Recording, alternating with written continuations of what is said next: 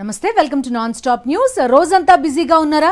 News updates miss అయ్యారా? Don't worry, breaks లేకుండా bore కొట్టకుండా నాన్ స్టాప్ న్యూస్ ప్రతిరోజు రాత్రి 9 గంటలకు. నేను హరిత, నేను హిమబిందు. డీటెయిల్స్ లోకి వెళ్దాం. అబద్ధాలు, మోసం, కుట్రలు అన్నీ కలిపితే చంద్రబాబు అని సీఎం వైఎస్ జగన్మోహన్ రెడ్డి మండిపడ్డారు. మోసం చేయడమే అలవాటుగా పెట్టుకున్న చంద్రబాబుకు ప్రజలకు మధ్య యుద్ధం అని, పెత్తందార్ల పక్షాన చంద్రబాబు ఉంటే పేదల పక్షాన తాను ఉన్నానని వైఎస్ జగన్ చెప్పారు. మోసగాళ్లంతా కుట్రలు, కుతంత్రాలు చేస్తున్నారని వివరించారు. చంద్రబాబు పేరు చెప్తే ఒక్క పథకం కూడా గుర్తుకు రాదన్నారు. బాబు పేరు చెప్తే పేదలకు చేసిన మంచి ఒక్కటే లేదు. మేనిఫెస్టో కాపీలు చూపించే దమ్ము, ధైర్యం చంద్రబాబుకు ఉందా అని నిలదీశారు. 30 ఏళ్ల క్రితమే సీఎంగా చేసిన చంద్రబాబు తన గతాన్ని చూసి ఓటేయండి అని అడగలేరన్నారు. మేనిఫెస్టోలోని 10% హామీలైనా అమలు చేస్తానని చెప్పే ధైర్యం చంద్రబాబుకు ఉందా అని సీఎం వైఎస్ జగన్మోహన్ రెడ్డి ప్రశ్నించారు. చంద్రబాబును నమ్మడం అంటే పులి నోట్లో తలపెట్టడమేనని సీఎం వైఎస్ జగన్ ధ్వజమెత్తారు.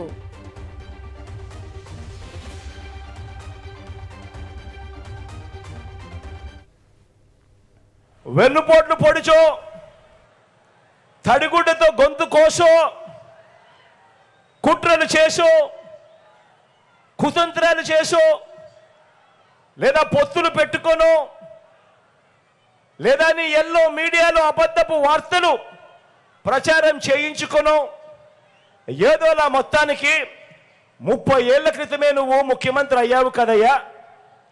మరి 30 ఏళ్ల క్రితమే ముఖ్యమంత్రి అయ్యావు.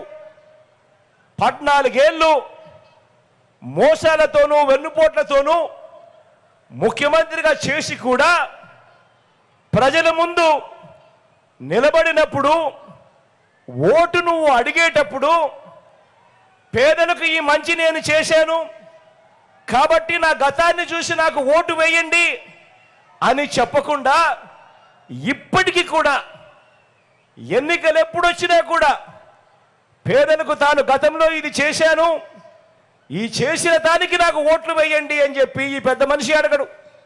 ఇప్పుడు కూడా ఎన్నికలు వచ్చేసరికి ప్రజలను మభ్యపెడుతూ జనం ముందుకు వస్తాడు. నేను అది చేస్తాను, నేను ఇది ఇస్తాను అని తన గతం గురించి చెప్పడు. కానీ ప్రజలను మభ్యపెట్టే కార్యక్రమంగా నాకు ఓటేస్తే నేను కేజీ బంగారం ఇస్తాను, నాకు ఓటేస్తే నేను ఇంటింటికి బెంజ్ కారు కొనిస్తాను, నాకు ఓటేస్తే ముఖ్యమైన హామీలు ఇస్తాను, నాకు ఓటు వస్తే సూపర్ 6, సూపర్ 7 అని ఇలాంటివి మాట్లాడతాడే. కానీ నేను ముఖ్యమంత్రిగా 14 ఏళ్ళు పరిపాలన చేశాను, ప్రతి పేదవాడిలోనూ గుడి కట్టుకునేట్టుగా, ప్రతి పేదవాడి గుండెల్లో గుడి కట్టుకునేట్టుగా ఆ పేదవాడికి నేను ఈ మంచి చేశాను, ఈ మంచి స్కీము తెచ్చాను, దీన్ని చూసి నాకు ఓటు వేయండి అని చెప్పి ఏ రోజు అనడు ఈ పెద్ద మనిషి చంద్రబాబు నాయుడు గారు.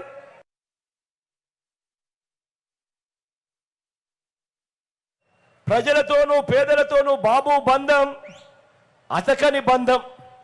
అందుకే నోటికి ఆయన ఫెవికాల్ వేసుకుంటాడు, నోటికి ఫెవిక్విక్ పూసుకుంటాడు, పూసుకొని నోరు మూసుకుంటాడు.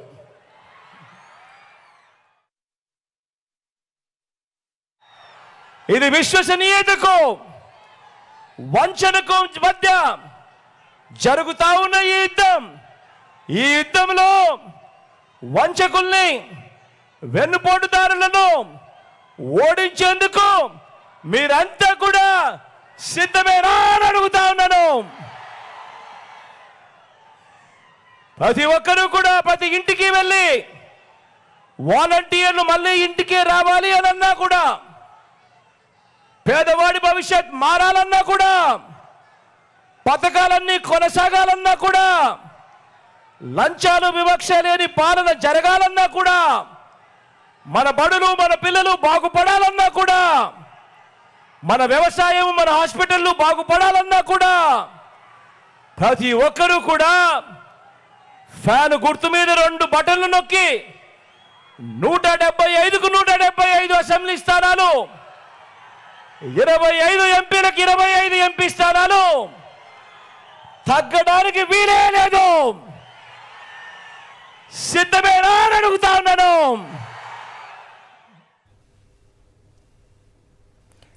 వైఎస్ జగన్మోహన్ రెడ్డి చేపట్టిన మేమంతా సిద్ధం బస్సు యాత్ర జైత్ర యాత్రలా కొనసాగుతోంది. ఉమ్మడి ప్రకాశం జిల్లా కందుకూరులో బస్సు యాత్రకు జనం ఉప్పెనెలా తరలివచ్చారు. ప్రతి గ్రామంలో పెద్ద ఎత్తున జనాలు కదిలివచ్చి రోడ్లపై బారులు తీరటంతో నిర్దేశించిన షెడ్యూల్ కంటే చాలా ఆలస్యంగా యాత్ర కొనసాగింది. అయినప్పటికీ ప్రజలు ఏమాత్రం విసుగు చెందకుండా అభిమాన నేతను కలవడానికి ఓపికతో వేచి చూశారు. అడుగడుగునా పూల స్వాగతంతో అభిమానం చాటుకున్నారు. భారీ క్రేన్లతో గజమాలలు వేసి ఉప్పొంగిపోయారు. గ్రామ వార్డు సచివాలయాల ద్వారా అవినీతికి తావు లేకుండా సంక్షేమ ఫలాలను తమ దరి తీర్చడంతో పాటుగా వైఎస్ఆర్ ఆరోగ్యశ్రీ, అమ్మఒడి, జగనన్న విద్యా కానుక, వైఎస్ఆర్ పెన్షన్ కానుక వంటి వివిధ విప్లవాత్మక పథకాలను అమలు చేస్తూ తమకు అండగా నిలిచిన సీఎం జగన్ను చూసి ప్రజలు భావోద్వేగానికి లోనయ్యారు. పెత్తందారులతో పోరుకు మీ వెంటే అంటూ జనం నినాదాలు చేశారు. మేమంతా సిద్ధం అంటూ గర్జించారు.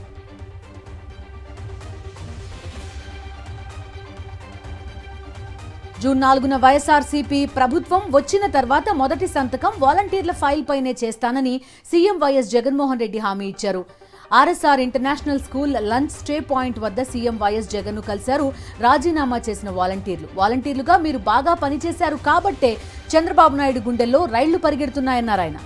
అందరికీ సేవా మిత్రాలు, సేవా వజ్రాలు, సేవా రత్నాలు గతంలో పెంచి ఇచ్చామని గుర్తు చేశారు. మళ్లీ వచ్చిన తర్వాత సేవా మిత్రలు, సేవా వజ్రాలు, సేవా రత్నాలు స్టాండర్డ్ చేస్తానని ప్రకటించారు.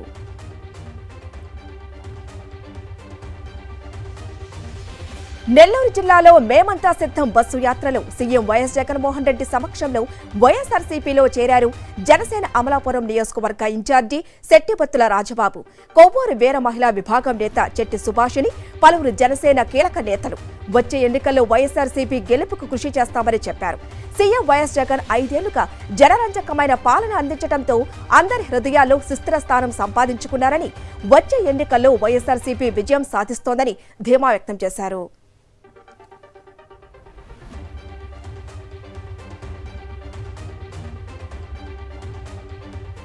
వైఎస్ఆర్సీపీ అధినేత సీఎం వైఎస్ జగన్మోహన్ రెడ్డి సమక్షంలో అఖిల భారత యాదవ సంఘం రాష్ట్ర బీసీ సంఘం అధ్యక్షుడు లాకా వెంగళరావు యాదవ్ వైఎస్ఆర్సీపీలో చేరారు.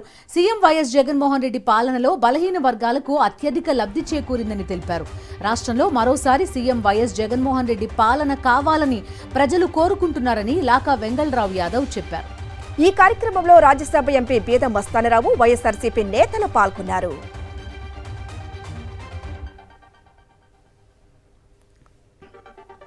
మేమంతా సిద్ధం బస్సు యాత్రలో పేదల సమస్యలను తెలుసుకుంటూ ముందుకు సాగుతున్నారు సీఎం జగన్. వారి సమస్యలను పరిష్కరించేలా అక్కడి అధికారులకు ఆదేశాలు ఇస్తున్నారు. ఓ మహిళ తన తమ్ముడిని వీల్ చైర్లో కూర్చోబెట్టుకుని కన్నీరు కారుస్తూ ఉండటాన్ని చూసి బస్సు ఆపించారు. ఆ మహిళను వీల్ చైర్లోని పిల్లాడిని దగ్గరకు పిలుచుకుని మాట్లాడారు. తన తమ్ముడు ప్రాణాపాయ స్థితిలో ఉన్నాడని కాపాడాలని మహిళ ప్రాధేయపడటంతో తమ్ముడి ప్రాణానికి ఏమీ కాదని నేనున్నానని ఓదార్చారు. వెంటనే అతడికి అవసరమైన వైద్య సాయం అందించాలని అధికారులను ఆదేశించారు సీఎం జగన్.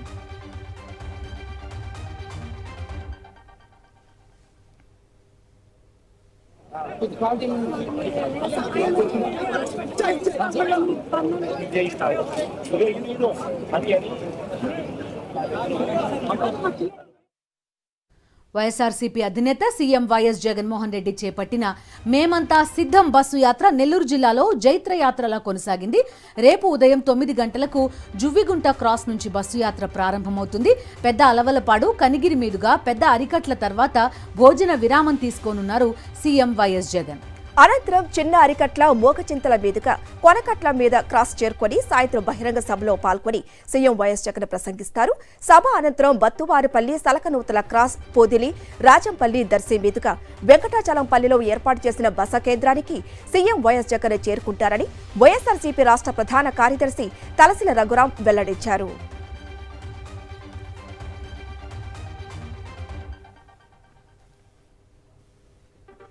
జేపీపీసీసీ చీఫ్ షర్మిలను పెయిడ్ ఆర్టిస్టుతో పోల్చారు వైఎస్ఆర్సీపీ రాష్ట్ర ప్రధాన కార్యదర్శి సజ్జల రామకృష్ణారెడ్డి. ఇన్నాళ్లు వివేకానందరెడ్డి గురించి పట్టించుకోని షర్మిల ఎన్నికలు రాగానే ఎందుకు మాట్లాడుతున్నారని ప్రశ్నించారు. ప్రజా కోర్టు అని మాట్లాడుతున్న షర్మిలకు ఎన్నికల తర్వాత ప్రజలిచ్చే తీర్పుతో తెలుస్తుందన్నారు. చంద్రబాబు అజెండానే తన అజెండాగా మాట్లాడుతున్నారు కాబట్టే షర్మిలను పెయిడ్ ఆర్టిస్ట్ అనాల్సి వస్తోందన్నారు సజ్జల. అడ్రస్ నాకు ముఖ్యం, అవసరమైతే ఆంధ్రాతో కొట్లాడతానని కూడా అన్నారు. మరి అదంతా ఏమైంది? ఓ పెయిడ్ ఆర్టిస్ట్ లాగా ఎందుకు ఈరోజు మాట్లాడుతున్నారు? వీటికి ఆన్సర్లు దొరికితే ఈ వివేకానంద రెడ్డి హత్య, ఆమె తీసుకున్న పాత్ర, దానికి ఆన్సర్ దాంట్లోనే ఉంటుంది. వివేకానంద రెడ్డి గారి హత్య గురించి 4 ఏళ్లుగా ఆమెకు పట్టంది ఈరోజు హఠాత్తుగా వచ్చింది. పోనీ అదే ఎన్నికల అజెండా అనుకుంటే మరీ మంచిది, తెలుస్తుంది కదా. నెలన్నరలో ప్రజలు ఏమనుకుంటున్నారు, ప్రజా కోర్టులోనే తేల్చుకోవాలనుకుంటున్నామని అన్నట్టున్నారు. ఈరోజు ప్రజా కోర్టులో మరీ మంచిది. దాంతో అప్పటికన్నా నోళ్ళు మూతలు పడాలి కదా. అది కూడా ఆమె అజెండా అని కనిపించట్లా. చంద్రబాబు అజెండా ఏదో అది ఆమె ఎగ్జిక్యూట్ చేస్తుంది. అందుకే పెయిడ్ ఆర్టిస్ట్ అని అనాల్సి వస్తుంది.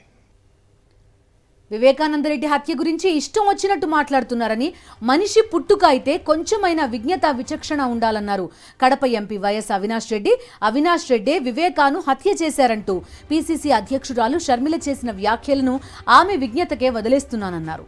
హత్య విషయంలో మసిపూసి బూరద చల్లుకుంటూ వెళ్తున్నారని, తుడుచుకుంటే పోతే తిడుతూనే ఉంటారని ఆవేదన వ్యక్తం చేశారు అవినాష్ రెడ్డి. ఆ మాటలు వినటానికే చాలా భయంకరంగా ఉన్నాయన్న ఆయన అసలు ఇలాంటి మాటల గురించి మాట్లాడటమే వేస్ట్ అన్నారు. ఎంత భయంకరంగా ఉంటుందంటే అంత భయంకరంగా ఉంటుంది. కానీ వాళ్ళ విజ్ఞతకే వదిలేద్దాం, ఆ మాట వాడే వాళ్ళ విజ్ఞతకే వదిలేద్దాం. ఎందుకంటే పరిస్థితి ఎలా ఉంటుందంటే మొహానికి మసి పూస్తారు, లేకుంటే మీద బుడద వేస్తారు. నువ్వు కడుక్కో అంటారు, నువ్వు తుడుచుకో అంటారు. నువ్వు తుడుచుకుంటూ పోతే తిడుతూనే ఉంటారు. నీ విజ్ఞతకే వదిలేస్తున్నా, మాట్లాడే వాళ్ళ విజ్ఞతకే నేను వదిలేస్తా ఉన్నా. ఎక్కువ దీని గురించి డిస్కషన్ కూడా అవసరం లేదు. మాట్లాడే వాళ్ళు ఎంత కావాలంటే అంత మాట్లాడుకోండి, నాకు ఏ అభ్యంతరం లేదు. కానీ మనిషి అన్నాక కొంచెము విజ్ఞత విచక్షణ అనేది కొంచెమైనా ఉండాలని చెప్పి నేను కోరుకుంటా. మనిషి అన్నాక, మనిషి పుట్టుకే అయితే కనుక తప్పకుండా కొంచెమైనా విజ్ఞత విచక్షణ ఉండాలా, కొంచెమైనా ఇంకిత జ్ఞానం ఉండాలా.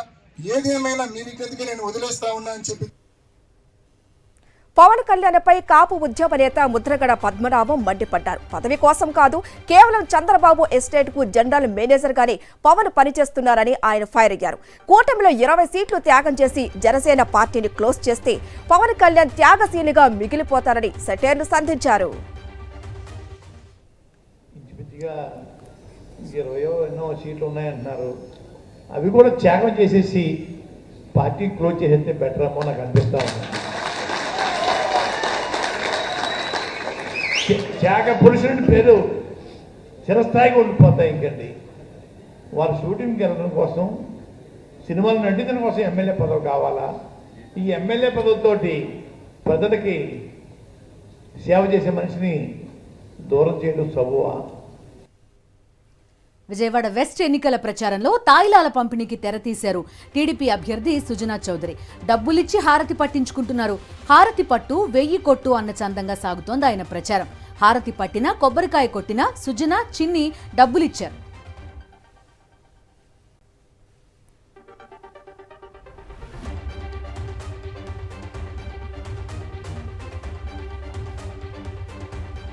టీడీపీ కూటమిలో సీట్ల పంచాయతీపై ఇంకా నిరసనలు కొనసాగుతూనే ఉన్నాయి. ఈ క్రమంలోనే టీడీపీ అధినేత చంద్రబాబుకు నిరసన శాఖ తగిలింది. చంద్రబాబు ఎదుటే పార్టీ కోసం కష్టపడిన వారికి సీటు ఇవ్వాలని టీడీపీ శ్రేణులు ఆందోళన చేపట్టారు. పశ్చిమ గోదావరి టీడీపీలో రఘురామకృష్ణరాజు చిచ్చు పెట్టారు. నిన్న టీడీపీలో చేరి ఉండి టికెట్ దక్కించుకున్నారు రఘురామ. సిట్టింగ్ ఎమ్మెల్యే మంతెన రామరాజును ముంచేశారు చంద్రబాబు నిర్ణయంపై మంతెన రామరాజు తీవ్ర ఆగ్రహం వ్యక్తం చేస్తున్నారు. చంద్రబాబు కాన్వాయ్ని అడ్డుకున్నారు ఉండి టీడీపీ కార్యకర్తలు. మంతెన రామరాజుకే టికెట్ కొనసాగించాలని ఆందోళన చేపట్టారు. రఘురామకృష్ణరాజుకు టికెట్ ఇస్తే సహించేది లేదని హెచ్చరించారు.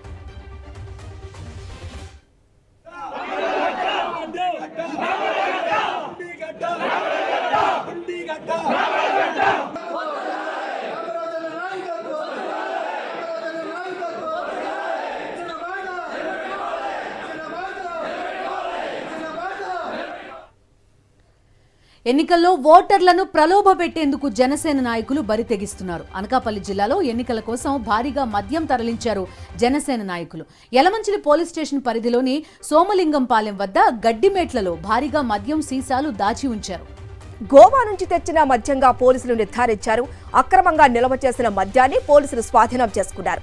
పట్టుబడిన మద్యం విలువ 90 లక్షల రూపాయలకు పైగానే ఉంటుందని అంచనా వేస్తున్నారు. యలమంచిలి నియోజకవర్గంలో ఈ మద్యం వ్యవహారం సంచలనంగా మారింది.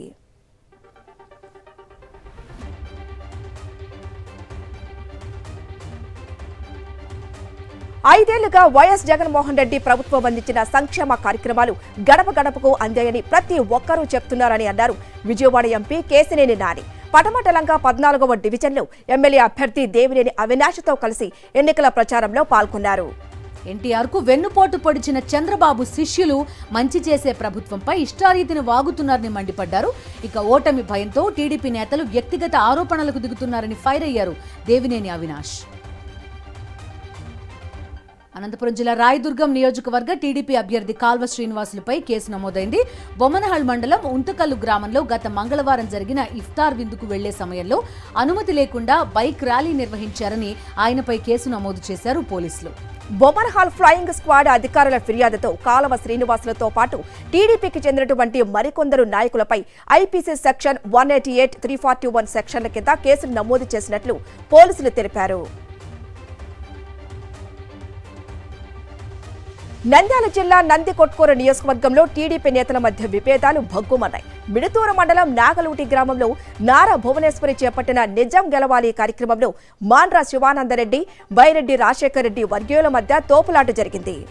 టీడీపీ నేత చిన్ని మాసూం కుటుంబాన్ని పరామర్శించేందుకు భువనేశ్వరి ఇంట్లోకి వెళ్లిన సమయంలో బయట మాండ్రా, బైరెడ్డి వర్గీయులు పరస్పరం ఘర్షణకు దిగారు.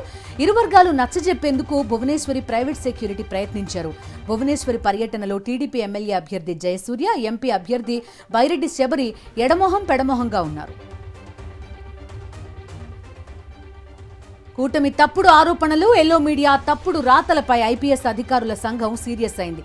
తమపై తప్పుడు ఆరోపణలు చేసిన టీడీపీ, బీజేపీ, జనసేన పురంధేశ్వరిపై ఈసీకి ఫిర్యాదు చేశారు. ఐపీఎస్ అధికారులు క్రాంతిరాణా టాటా, రవీంద్రబాబు, సీఈఓ ముఖేష్ కుమార్ మీనాకు కంప్లైంట్ ఇచ్చారు. 19 మంది ఐపీఎస్ అధికారుల సంతకాలతో ఫిర్యాదు చేశారు. ఐపీఎస్లపై తప్పుడు ఆరోపణలు చేసిన పురంధరేశ్వరి, చంద్రబాబు, వర్ల రామయ్య, ఈనాడు, ఆంధ్రజ్యోతి, టీవీ5లపై చర్యలు తీసుకోవాలని కోరారు. మార్గదర్శిపై కేసు నమోదైంది. విశాఖ 4th టౌన్ పిఎస్లో 188 సెక్షన్ కింద కేసు నమోదు చేశారు పోలీసులు. ఎలాంటి ఆధారాలు లేకుండా 52 లక్షలు తరలించిన ఘటనకు సంబంధించి account assistant Lakshmanarao, office boy శ్రీనుపై కేసు నమోదు చేశారు. ఎన్నికల అధికారులు ఫ్లయింగ్ స్క్వాడ్ ఫిర్యాదుతో నమోదైంది కేసు. మార్గదర్శి సిబ్బందిపై ఎఫ్ఐఆర్ నమోదు చేశామని చెప్పారు పోలీసులు. విశాఖ డ్రగ్స్ కేసులో ఎక్కడ వేసిన గొంగళి అక్కడే ఉంది. భారీ మొత్తంలో డ్రగ్స్ లభ్యమైనప్పటికీ ఇప్పటి వరకు ఈ కేసులో ఒక్క అరెస్టు కూడా జరగలేదు. అంతేకాదు సంధ్య ఆక్వా ప్రతినిధులను కూడా ఇప్పటి వరకు విచారించలేదు సిబిఐ అధికారులు. బ్రెజలకు వెళ్లి తూతూ మంత్రంగా దర్యాప్తు జరుపుతున్నారు తప్పితే అసలు సూత్రధారులను మాత్రం చూసి చూడనట్లు వదిలేస్తున్నారన్న విమర్శలు వినిపిస్తున్నాయి. ఈ కేసులో సంధ్య ఆక్వాపై చర్యలు తీసుకోకుండా సిబిఐపై రాజకీయ ఒత్తిళ్లు ఉన్నాయా అనే అనుమానాలు రేకెత్తుతున్నాయి. 6 గ్యారంటీలతో తెలంగాణలో అధికారంలోకి వచ్చిన కాంగ్రెస్ ఢిల్లీ పీఠంపై గురిపెట్టింది. తుక్కుగూడ వేదికగా న్యాయపత్రం పేరుతో ఆ పార్టీ అగ్రనేత రాహుల్ గాంధీ ఏఐసీసీ మేనిఫెస్టోను రిలీజ్ చేశారు. అన్ని వర్గాల ప్రజలను దృష్టిలో పెట్టుకుని ఉద్యోగ కల్పన, సంపద సృష్టి, సంక్షేమమే ఎజెండాగా ముందుకు వెళ్తామన్నారు రాహుల్ గాంధీ. రైతులు, శ్రామికులు, మహిళలు, యువత టార్గెట్ గా హామీల వర్షం కురిపించారు. తెలంగాణలో ఇచ్చిన మాట నిలబెట్టుకున్నట్టే తాము అధికారంలోకి వస్తే 5 గ్యారంటీలను అమలు చేస్తామన్నారు రాహుల్ గాంధీ. ये जो मैनिफेस्टो है ये हिंदुस्तान की जनता की आवाज है, ये कांग्रेस पार्टी की आवाज नहीं है. आपके दिल में जो था, लाखों लोगों के दिल में जो था, उसे कांग्रेस पार्टी ने सुना और उसे हमने मैनिफेस्टो में डाला. बेरोजगारी के लिए, हिंदुस्तान के युवाओं के लिए साल में 1 लाख रुपए की सैलरी वाली नौकरी हर युवा को मिलेगी. इसीलिए किसान न्याय के माध्यम से हम किसानों का कर्जा माफ करेंगे और लीगल एमएसपी की गारंटी देंगे. अगर हिंदुस्तान के संस्थाओं को देखो, इंस्टीट्यूशंस को देखो, बड़ी बड़ी कंपनियों को देखो, तो इनमें से आपको कोई भी उन कंपनियों में, उन इंस्टीट्यूशंस में, उन संस्थाओं में नहीं दिखाई देता. మాజీ సీఎం కేసీఆర్ వ్యాఖ్యలపై అదే తరహాలో ఘాటుగా సమాధానమిచ్చారు సీఎం రేవంత్ రెడ్డి. బీఆర్ఎస్ అధినేత తీరును ఆయన తప్పుబట్టారు. 10 ఏళ్ల బీఆర్ఎస్ పాలనలో 100 ఏళ్ల విధ్వంసం జరిగిందన్నారు రేవంత్. దోపిడీ దొంగల్లాగా తెలంగాణ రాష్ట్రాన్ని గులాబీ లీడర్లు నాశనం చేశారని ఆవేదన వ్యక్తం చేశారు. మొన్న మాట్లాడింది మీరు చూసుంటారు, కేసీఆర్ గారు మాట్లాడింది, నా ఎంటిక కూడా బీకలేరని మాజీ ముఖ్యమంత్రిగా మాట్లాడిండు. ఇది మాజీ ముఖ్యమంత్రి మాట్లాడే భాషనేనా? భాష గురించి, భావం గురించి, ప్రజా సమస్యల గురించి మాట్లాడే చంద్రశేఖర్ రావు 10 సంవత్సరాలు ఈ తెలంగాణ రాష్ట్రంని పట్టి పీడించి వేధించి దోసుకొని దోపిడి దొంగలాక అడవి పందుల్లాక తెలంగాణ రాష్ట్రాన్ని సర్వనాశనం చేసి 10 సంవత్సరాలలో 100 సంవత్సరాల విధ్వంసం చేసినావు. ఇవాళ మమ్మల్ని ఎంటిక బీకలేరంటావా? మా కాంగ్రెస్ పార్టీ కార్యకర్తలు అనుకుంటే నీ ముడ్డి మీద డ్రాయర్ కూడా ఉండదు పీకడం మొదలు పెడితే బిడ్డ. తెలంగాణలో బీఆర్ఎస్ పని ఖతమైందన్నారు బీజేపీ రాష్ట్ర అధ్యక్షుడు కిషన్ రెడ్డి. గ్యారంటీల పేరుతో గారడీలు చేస్తున్న కాంగ్రెస్ ను ప్రజలు నమ్మే పరిస్థితిలో లేరన్నారు. రాష్ట్రంలో బీజేపీ ఆట మొదలైందని, పార్లమెంటు ఎన్నికల్లో డబుల్ డిజిట్ సీట్లు కైవసం చేసుకుంటామని ధీమా వ్యక్తం చేశారు కిషన్ రెడ్డి. బీజేపీ రాష్ట్ర కార్యాలయంలో జరిగిన పార్టీ ఆవిర్భావ కార్యక్రమంలో ఆయన పాల్గొని జెండా ఎగురవేశారు.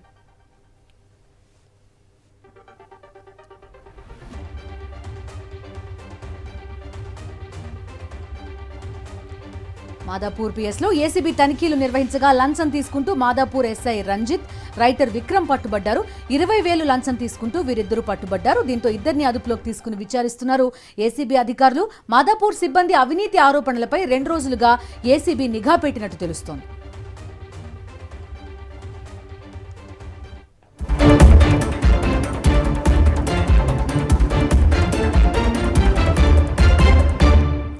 నేషనల్ అప్డేట్స్ చూస్తే బీజేపీ అంటే భారతదేశం ఇష్టపడే పార్టీ అన్నారు ప్రధాని నరేంద్ర మోదీ. 140 కోట్ల మంది భారతీయుల కలలను సాకారం చేసిన పార్టీ అంటూ ప్రశంసలు కురిపించారు. ఉత్తరప్రదేశ్లోని సహరన్పూర్లో జరిగిన ఎన్నికల ర్యాలీలో పాల్గొన్నారు ప్రధాని మోదీ. భారతీయ జనతా పార్టీ 44వ ఆవిర్భావ దినోత్సవం సందర్భంగా శుభాకాంక్షలు తెలిపారు.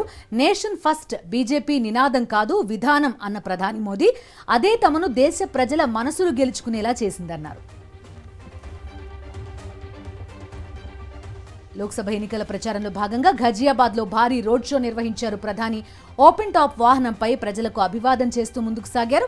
దాదాపు 1.5 కిలోమీటర్ల మేర సాగింది మోదీ రోడ్ షో. బీజేపీ నేతలు, కార్యకర్తలు, మోదీ అభిమానులు పెద్ద సంఖ్యలో తరలివచ్చి రోడ్డుకు ఇరువైపులా నిలబడి ప్రధానికి స్వాగతం పలికారు. ఢిల్లీ లిక్కర్ కేసులో అరెస్టైన బీఆర్ఎస్ ఎమ్మెల్సీ కవిత రౌజ్ అవెన్యూ కోర్టును ఆశ్రయించారు. తీహార్ జైల్లో తనను ప్రశ్నించేందుకు సీబీఐకి అనుమతి ఇవ్వడంపై పిటిషన్ దాఖలు చేశారు. ఈ మేరకు సీబీఐ ప్రత్యేక కోర్టులో పిటిషన్ వేశారు కవిత తరఫు న్యాయవాది నితీష్ రాణా. సీబీఐ తమకు దరఖాస్తు అందించలేదని వివరించారు. కవిత పిటిషన్పై కౌంటర్ దాఖలుకు సీబీఐకి సమయం ఇచ్చిన స్పెషల్ జడ్జి కావేరి భావేజా తదుపరి విచారణను ఈ నెల 10వ తేదీకి వాయిదా వేశారు. కవితను సీబీఐ విచారించడంపై స్టేటస్ కో ఇవ్వాలని ఆమె తరపు న్యాయవాది కోరగా రౌజ్ అవెన్యూ కోర్టు నిరాకరించింది.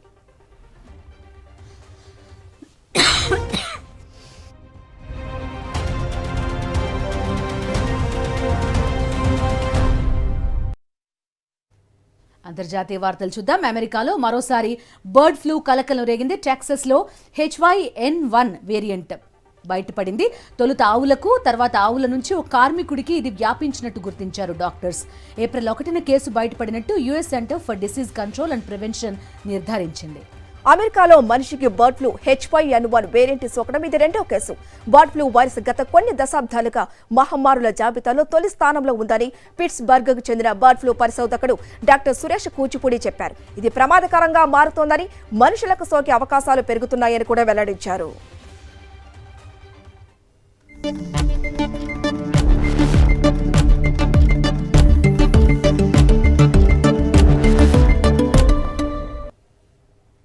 ఇక బిజినెస్ అప్డేట్స్ చూస్తే రోజు రోజుకు సామాన్యుడికి అందనంతగా పెరిగిపోతున్నాయి బంగారం ధరలు. అంతర్జాతీయంగా పెరిగిన డిమాండ్లతో పాటు దేశీయంగా పండగ సీజన్ కావడంతో పసిడి దగదగలు కొనసాగుతున్నాయి. హైదరాబాద్లో 24 క్యారెట్ల బంగారం 10 గ్రాముల ధర 71,290 రూపాయలకు చేరింది. నిన్నటి క్లోజింగ్తో పోలిస్తే 1,310 రూపాయలు పెరిగింది. ఇక తులం 22 క్యారెట్ల బంగారం ధర 65,350 రూపాయలకు పెరిగింది. ఒక్క రోజులో 1,200 రూపాయల పెరుగుదల నమోదు చేసింది. అమెరికా ఫెడ్ రిజర్వ్ వడ్డీ రేట్లను మరింత తగ్గిస్తుందన్న ఊహాగానాల నేపథ్యంలో అంతర్జాతీయ మార్కెట్లలో బంగారం ధరలు భారీగా పెరుగుతున్నాయి. ఆ ప్రభావం దేశీయ మార్కెట్లపై స్పష్టంగా కనిపిస్తోందని బులియన్ వర్గాలు చెబుతున్నాయి.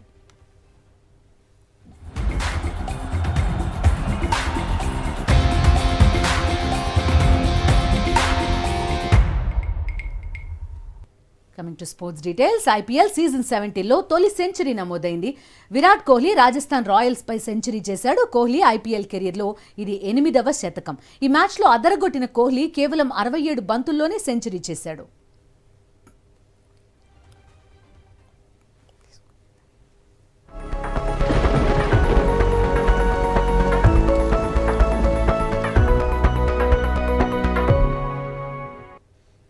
రచిక వెదర్ అప్డేట్స్ చూస్తే ఏపీలో ఉష్ణోగ్రతలు క్రమంగా పెరగడంతో నిప్పుల కొంపటిలా మారింది. ఏప్రిల్ మొదటి వారంలోనే రికార్డు స్థాయిలో ఎండలు దంచి కొడుతున్నాయి. సాధారణం కంటే 3 నుంచి 4 డిగ్రీల అధిక ఉష్ణోగ్రతలు నమోదవుతున్నాయి. కొన్ని చోట్ల అత్యధికంగా 44 డిగ్రీలు, మరికొన్ని చోట్ల 40 నుంచి 43 డిగ్రీల ఉష్ణోగ్రత నమోదైంది. దీంతో ఇళ్ల నుంచి బయటకు రావడానికి భయపడుతున్నారు జనం.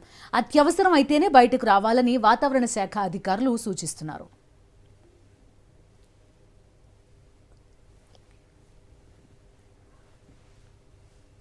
ఇవి నాన్ స్టాప్ న్యూస్ అప్డేట్స్.